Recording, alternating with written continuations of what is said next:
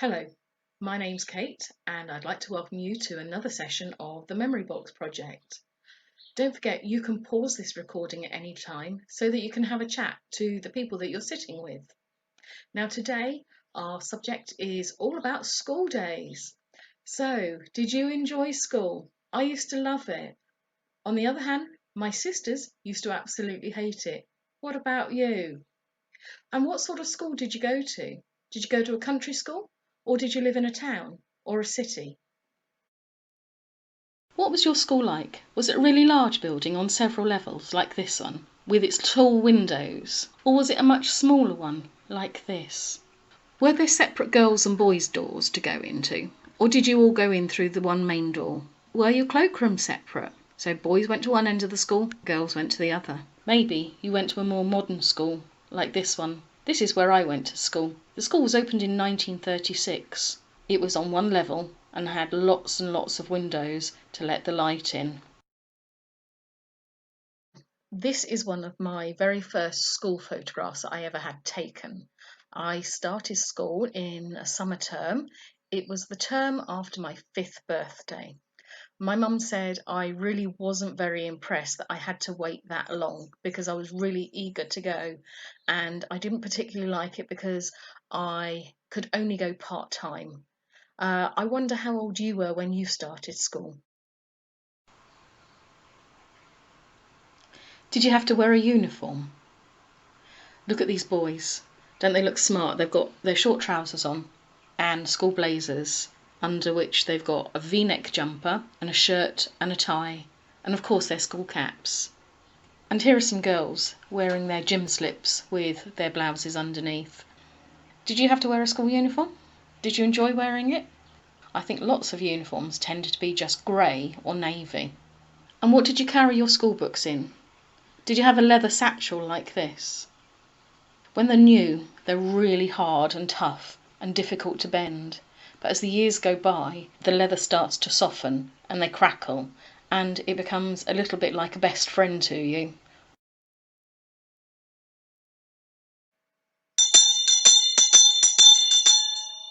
Oh, is that sound familiar to you? Yeah, it's the old school bell with its lovely long wooden handle and the brass bell itself. And inside, the clapper that you used to have to hold on to when you were carrying it so that you didn't ring it too soon and deprive some children of their playtime. Now, when the bell rang, did you have to go and line up, maybe in one line or class lines, or did you just have to stop and stand still and wait for a second bell to ring? What did you do on the playground? Uh, did it also sound the end of lessons? So did it ring to say it was time to change lessons? Let's have a go at ringing it one more time. It's time to move on into the classroom. Let's go on into the classroom and take a look at how it's organised. Can you see these wooden double desks? They've got lift-up lids, and at the front of them they've each got an inkwell. Can you remember the clatter of the lids going down? Maybe you got told off if you dropped it too suddenly, if it clattered too loudly. These desks have got wooden chairs that are separate to the desk, but I do know that some used to have a fitted seat to it. Let's have a look around this classroom. On the walls we can see a photograph of Churchill and some information posters. Can you see the gas mask hanging up? Did you ever have to put your gas mask on during the classroom? What was it like trying to do a lesson with it on? Maybe your desks were single desks, like these. Everyone's sitting individually in rows, but of course they're all looking one way, and I suspect they're looking at some sort of blackboard. Can you remember having one long blackboard with a ledge at the bottom? Or did you have a freestanding blackboard and it was on a rotation? The teacher could write on one side and turn it over and have the next part of the lesson prepped on the other. Or did you have a blackboard like the one on the right hand side? It's on wheels so it could be moved around the classroom, but it also rolled around, so you had 3 different screens on that one. Now, blackboards make a definite noise. And I think one of the things none of us liked the sound of is this. The sound of chalk or fingernails against slate. Oh, and of course then there was the blackboard rubber. A solid wooden handle that was easy to hold in your hand, and the other side a thick felted mat. I think we all used to fight over wanting to rub the board at the end of the day. Some teachers would use the blackboard rubber, or even their chalk, as a means of discipline. Maybe you've experienced a piece of chalk whizzing through the air and making contact with your ear, maybe because your back was turned on the teacher. Or was the clatter of the blackboard rubber enough to make you sit up and pay attention? Did the school day start with a whole school assembly? Did you sit on the floor? Or were you lucky and were able to sit on a chair? I can remember singing hymns like these boys. They've got their hymn books in their hands.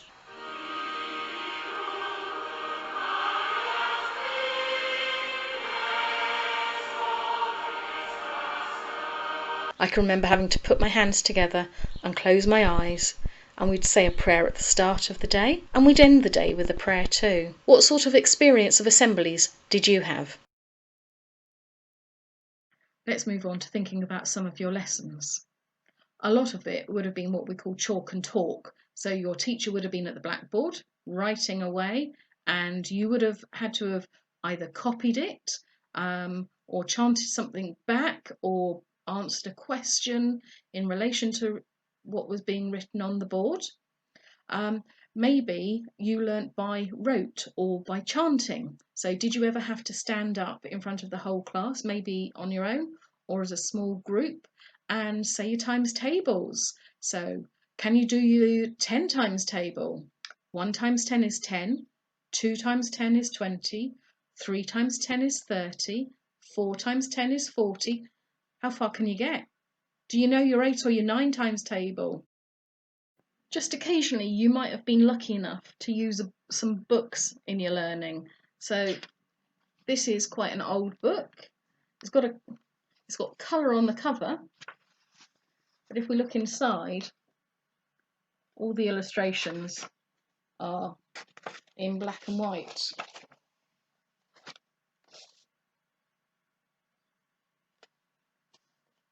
Did you learn with books like this? Maybe you had something like this in your classroom to use. As well as having a globe that your teacher would have used, maybe you had atlases too, so that you could look at some maps independently. The teachers that we meet during our school lives can have a real impression on us, and we can remember those days 50, 60, 70 years on. Let's just listen to James talk about his experience of primary school. And then we went to Tonaruin school and joined the first form or junior school there, which was a good school. There were 48 of us in the class. We had a good teacher called Mr. Watkins who stayed with us for 3 consecutive years. Normally the teachers would change when he moved up a year, but he stayed with us all the way through. There were, at the end, when we came up to the 11 plus, when I was about 10, and at that time the pass rate for grammar school was about 25%, but he was such a good teacher that all 48 of us got into grammar school, which I think was pretty good going. Maybe you had an inspirational teacher too, or maybe you had a teacher that you didn't particularly like. I wonder who that was. Did any of you pass your scholarship, or 11 plus exam as it became known? I know some people who did pass didn't go on to grammar school because possibly their parents couldn't afford a uniform, or their parents may have decided that they just didn't want you to go there. I wonder what you did. If you didn't go to grammar school because you didn't pass the exam, did you go to a technical school, which was really practical, or did you go to a secondary modern? For lots of lessons, I know girls and boys were split up. So, for example, boys, did you go off and do some woodwork? What did you make? And girls, did you do domestic science? So, a combination of cooking, cleaning and sewing. I know exams were quite often the application of practical skills. For example, sewing a cooking apron or cleaning a room. I know when I did my O-levels, I did dressmaking, and I had to make a baby smocked dress. Total nightmare. Can you remember taking part in PE lessons? Maybe on the playground like these boys, doing their exercises as a whole class? Or can you remember having a gym lesson? Gyms always used to smell quite musty, I think. I was always terrified that I wouldn't get over the horse or be able to climb the ropes. And the smell of the mats as you landed on them. Can you remember the feel of the ropes in your hands as you climbed, and the burn as you came down if you were holding too tight? What games did you play in PE? Did you play football, netball, lacrosse? Have a chat about it. A break at midday was welcomed by everyone, but not for the same reasons. Maybe it was for playtime, maybe it was because of a meal. Do you remember lining up for school dinners? We had to wait. We had 2 sittings. What about your school? Here's what one young lady thought about school dinners. We used to have school dinners occasionally. We didn't have them all the time, but was never particularly keen on them. They always seemed pretty gross to the things that they served up and made you eat. But luckily in the senior school we were able to take sandwiches or come home, so that was a lot better. I'm sure that for every child who didn't like school dinners, there were several that did. Did you have a favourite school meal? What was your favourite pudding? Rice pudding? Sponge pudding? Spotted dick? Did you have custard? Was it lumpy? I mentioned earlier about being a monitor in the classroom. Were you ever the ink monitor and you'd have to go around and fill up inkwells like these? So this is a solid pottery one. It's quite heavy. A little hole in the top for dipping your pen in.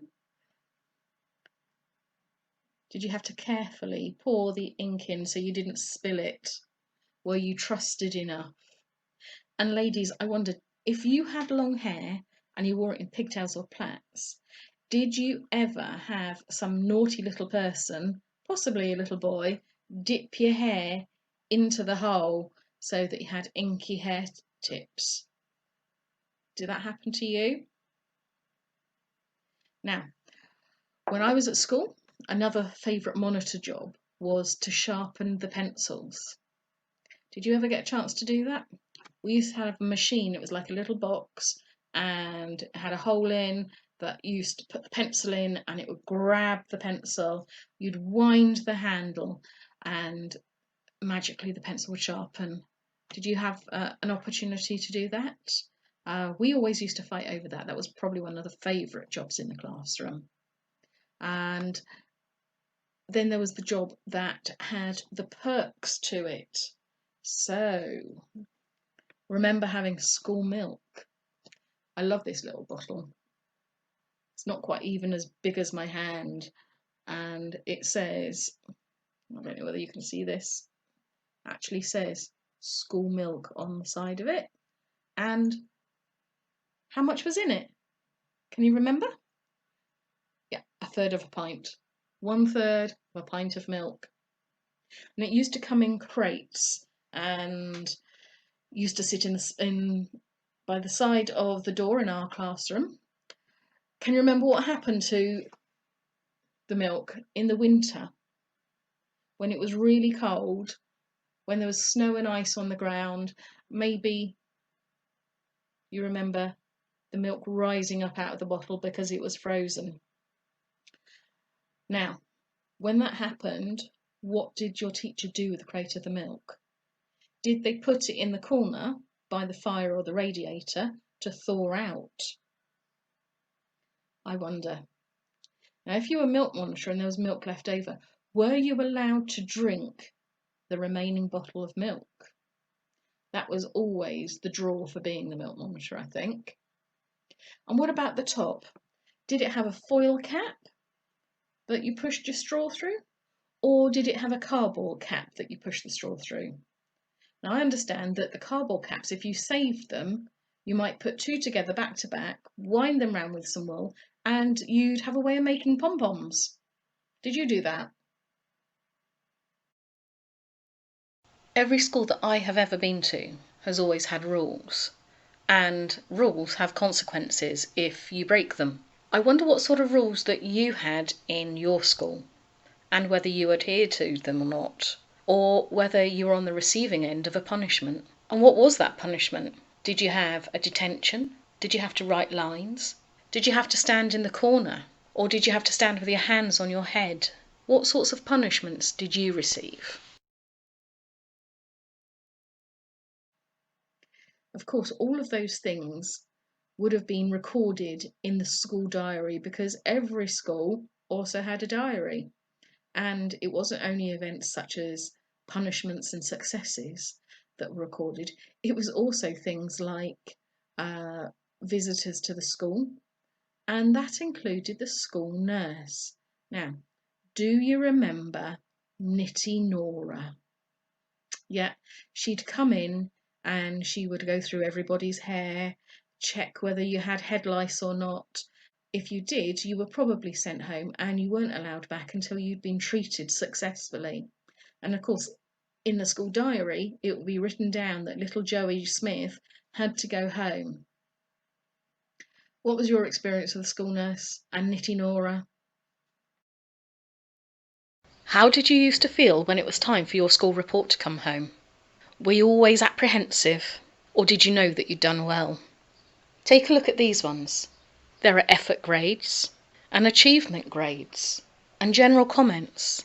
And there was always a comment from your teacher at the end, signed off by your headmaster or headmistress. What were your school reports like? Lots of children would say that playtime is their favourite part of the school day. A time when you could be with friends, have some fun and laughter, some fresh air, and a run around. What games did you play with your friends? Did you play marbles? Or did you play jacks? Did you play skipping games?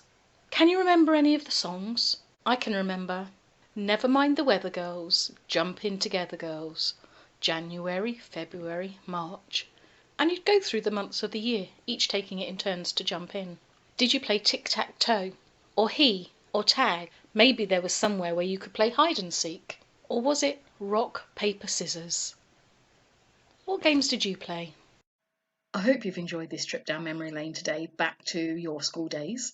Don't forget you can download our free resources on our website. The details are coming up.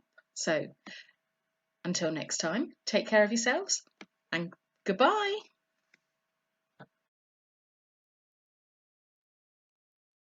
Download our resources at www.wessexheritagetrust.org/downloads.